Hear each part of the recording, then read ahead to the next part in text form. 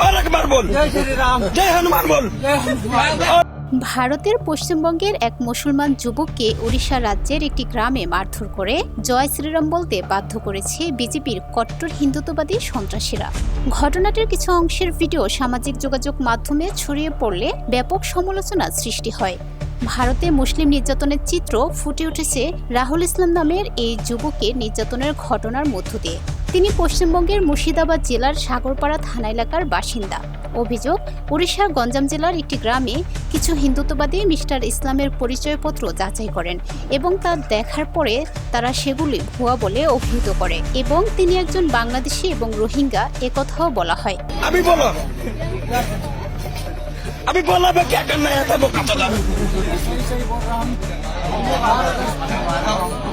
এরপরই তাকে মারধর করে জয় শ্রীরাম এবং ভারত মাতা কি জয় বলানো হয়।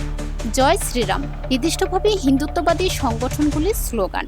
ভারত মাতা কি জয় স্লোগানটিকে কিছু হিন্দুত্ববাদী সংগঠন মনে করে যে সেটি ভারত রাষ্ট্রের প্রতি আনুগত্যের প্রমাণ। বিশেষ করে ভারতীয় মুসলমানরা দেশের প্রতি আনুগত্য কিনা তা যাচাইয়ের জন্য এই স্লোগানটি অনেক সময়ই ব্যবহার করে থাকে কিছু হিন্দুত্ববাদী সংগঠন।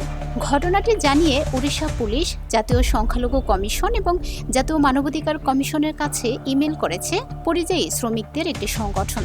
ওড়িশা সরকার এই বছরের মার্চ মাসে রাজ্য বিধানসভায় এক প্রশ্নের উত্তরে জানিয়েছিল যে সে রাজ্যে ৩,৭৪০ জন বাংলাদেশিকে খুঁজে পেয়েছে যারা বৈধ নথি ছাড়া বসবাস করছিলেন।